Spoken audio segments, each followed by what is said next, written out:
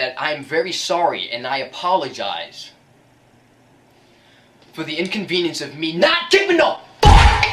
Bonjour everyone, Pantoufleee here today for a new video in which we have the pleasure of talking about the brand new premium called the Skoda T27, the first Czechoslovakian tank to be implemented in the game as a premium. So let's not lose too much time and jump directly into the first section of that video, aka gambling.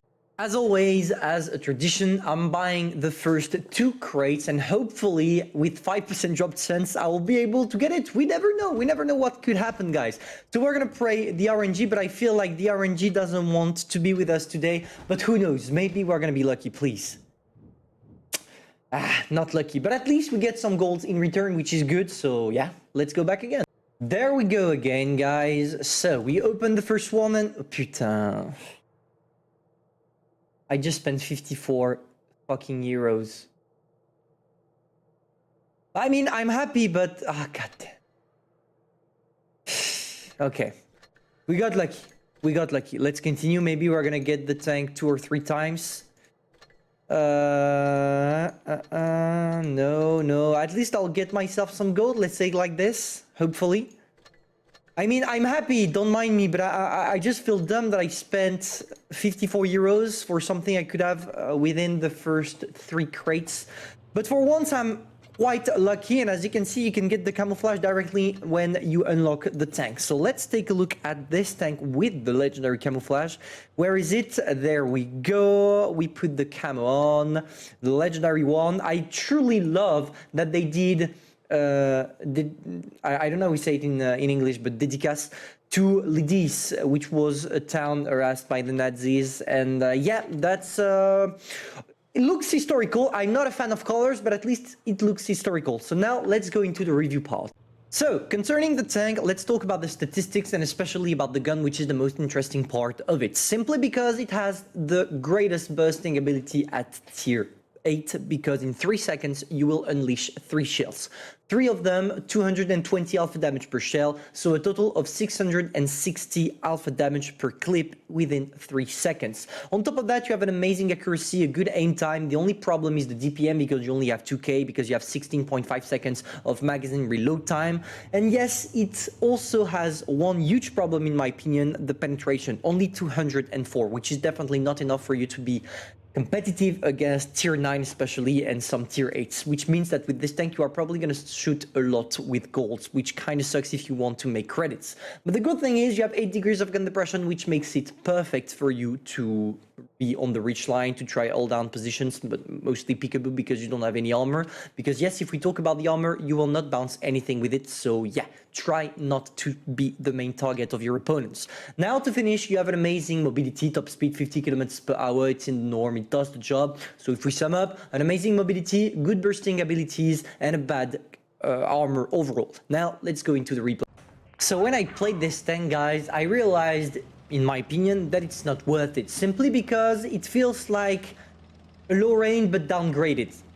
Just take a look at the mobility at first. You see that in the statistics, when you take a look at it, it says 50 kilometers per hour, but you really struggle grinding to those 50 kilometers per hour, which is not the case of the Lorraine, for example. On top of that, if you add the fact that, yes, you have 660 alpha damage within 3 seconds, you still struggle not to get penetrated by your opponents, because when you shoot them, you still have 3 seconds during which you are in front of your opponents.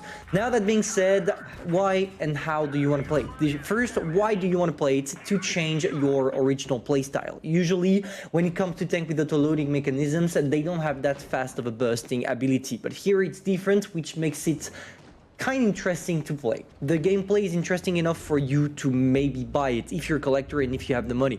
But if you're looking for something you're going to play regularly, that you really love and with which you are going to do shit tons of credits, then this tank is not made for you. Now, that being said, when it comes to the playstyle, as always, we have an autoloader and no armor, which implies that we're subject to being the target of our enemies. So what we want to do is staying in the back. And that's exactly what we're doing right now.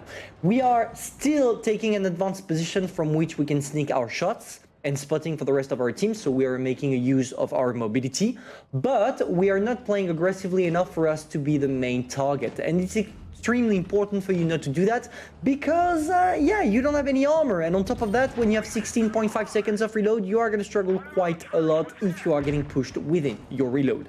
So that being said, let's go back. We sneak some on the Black Prince. We managed to put him on fire, and now we pull back to a safe position. And as you can see already, we struggle making damage, doing damage, because the DPM kind of sucks with this tank. Only 2k, it's not enough. It's not enough for you to be competitive at tier 8, in my opinion, and this is why it's taking ages for us to do what we have to.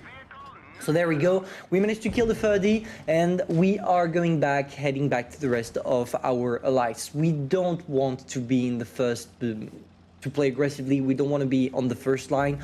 All we want to do is going straight, taking our shots, sneaking them, and going back to a safe position as soon as possible. It's kind of a beach play style, let's say like this. It's the same as the FE4-005. You stick in the, you stick to the back of your team, you wait for them to take shots, and when they do take shots, you pull out, you sneak your 3 shells in a row, and then you come back to a safe position. And this is what we did for the overall game, and this is how we pretty much managed to get 2.8k damage in this game. I'm sorry I didn't get a better replay, but first I'm in a rush because I need to be at someone's house in the afternoon, and on top of that I only had like 30 minutes to do it, and it's quite hard to get good games with this tank. I don't feel like this tank is gonna be the next OP generation thing. And yes, I did a lot of credits, but don't mind yourself, guys. I was using, oh no, I was not using any boosters. Wow. Okay, so there is another good point about the tank. You are making a lot of credits with it. So yeah, that's it. Hopefully you enjoyed. If that's the case, feel free to subscribe, like, and share. And once again, I apologize for the poor review I did today, but I was really in a rush, but I still wanted to give you guys a highlight of it. So yeah.